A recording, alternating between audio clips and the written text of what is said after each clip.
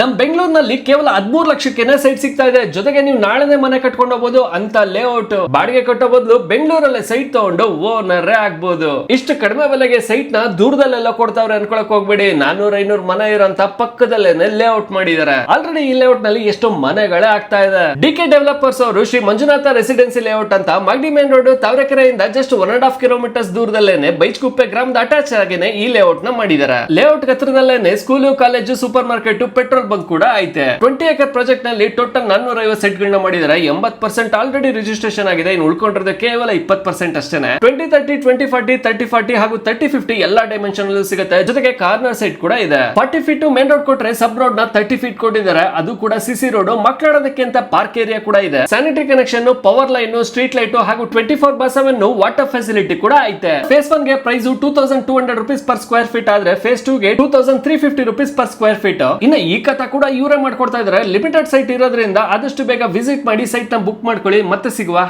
By.